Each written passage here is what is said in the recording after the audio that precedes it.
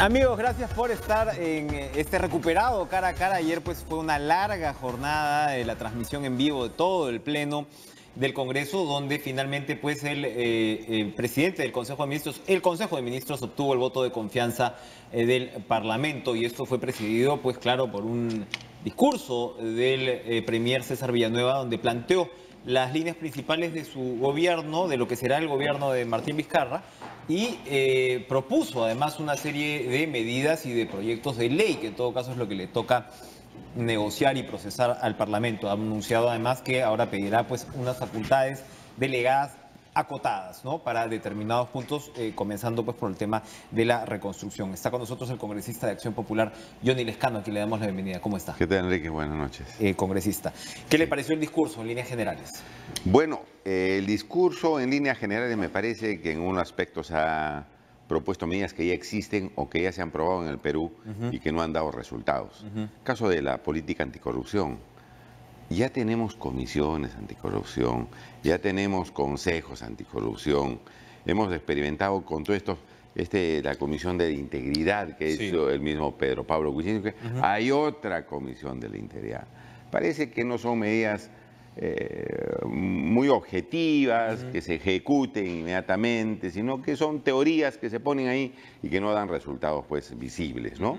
Hubiera sido bueno decir, bueno, vamos a, por ejemplo, dejar sin efecto los contratos millonarios que se han hecho de locales que han contratado el Estado. Dejamos sin efecto esto para recuperar lo que indebidamente se iba a pagar, ¿no es cierto? Por ejemplo, vamos a sacar a los funcionarios que están comprometidos en el asunto de Odebrecht, porque hay algunos que siguen trabajando en el Estado y no pasa nada. Y cosas concretas. Pero había cosas concretas, por ejemplo, en el tema de gestión de intereses. Él propone un proyecto para regular precisamente el tema de los lobbies. Han hecho obligatoria la declaración de interés, ¿no?, de los funcionarios. Fue explícito en términos de cuánto le ha costado al gobierno, bueno, pasado o la primera parte de este gobierno, cuánto le costó el tema de la gestión de intereses. ¿No le parece que ahí hubo...? No, porque ya hay una ley de lobbies. Ya hay una ley de lobbies. Los lobbies, mira, haciendo una ley de lobbies, no corriges la alta corrupción que hay en el Estado. ¿Y cómo se corrige entonces? Bueno, con medidas concretas, con toma de decisiones concretas. Anular contratos. Aplicar. No, yo creo Estamos hablando de estructuras anticorrupción. No, está bien. No, está bien. Pero eso se pudo hacer, además se puede hacer aplicando una serie de medidas, repito, objetivas en corto plazo que ya se han debido estar aplicando, ¿no? Entonces, no se hace, no veo. Pero sin embargo, bueno, el tema, por ejemplo, de reformas electorales, o para ir al revés, mira, ¿hubo puntos que le parecieron interesantes del mensaje? A ver, antes de contestarte eso, yo creo que esto de la reforma electoral, hemos presentado, Villanueva es congresista, el primer ministro, y sabe que presentamos un paquete de medidas de reforma integral de la legislación electoral que el fujimorismo lo echó a la basura, y que hicieron parches que han hecho una contrarreforma, malogrando una ley electoral que es peor que la anterior y que ahora va a entrar más dinero ilícito, se va a entregar más regalos para tratar de comprar los votos del pueblo, etcétera, etcétera, etcétera, ¿no? Y eso me parece pues terrible. Lo que sí me parece, pero que tiene que ver los mecanismos, si tú me preguntas por algo positivo, los mecanismos que viabilicen las propuestas, es esto de decir, bueno, señores, todos los que quieren ser candidatos, traigan sus cuentitas bancarias acá. A ver, ¿de dónde están recibiendo dinero?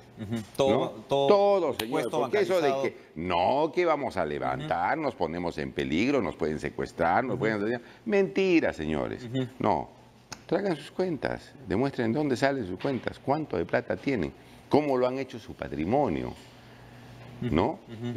Y eso me parece, digamos, sí, positivo para ver quienes pues quieren ser autoridades, quienes quieren dirigir al país. Ahora, ¿no será, por ejemplo, que el tema de las reformas electorales que él pone sobre la mesa es lo que él cree que se va a poder aprobar en este Congreso? ¿Habrá, sí.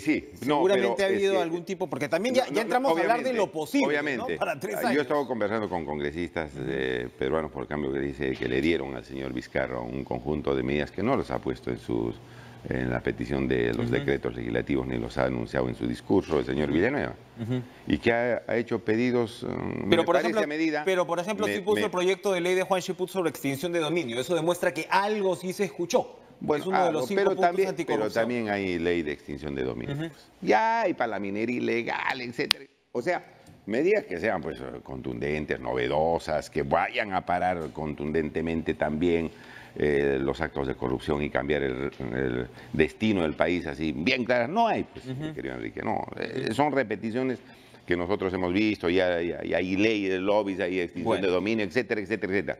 Me parece que se ha debido aterrizar más en cosas mucho más visibles que se pudieran decir, bueno, ahora sí se está poniendo orden en la casa, ¿no? Como esto de los implicados pues con Odebrecht, ¿no?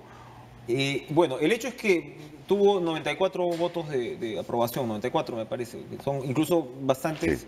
algunos más de los que Villanueva tuvo cuando fue primer ministro con el gobierno de Claro, Tumal. ha tenido más respaldo que los anteriores Exacto. gabinetes. Bueno, ahora, Fernando Zavala tuvo 121 votos y mire cómo le fue también, Sí, pues, ¿no? claro, Entonces, claro, digamos que tampoco claro. es muy indicativo de cómo te puede ir. Porque recién estás empezando, ¿no? Pero yo sé que usted es crítico, obviamente, del Congreso actual, pero se siente de todas maneras una relación distinta. Por las razones que sea, ¿no? O sea, porque claro, uno puede decir, bueno, le hicieron la vida imposible a Kuczynski, qué sé yo, pero el hecho es que se siente un talante distinto. ¿Esto claro, puede beneficiar al país de alguna yo forma? creo que no. No. Yo creo que no.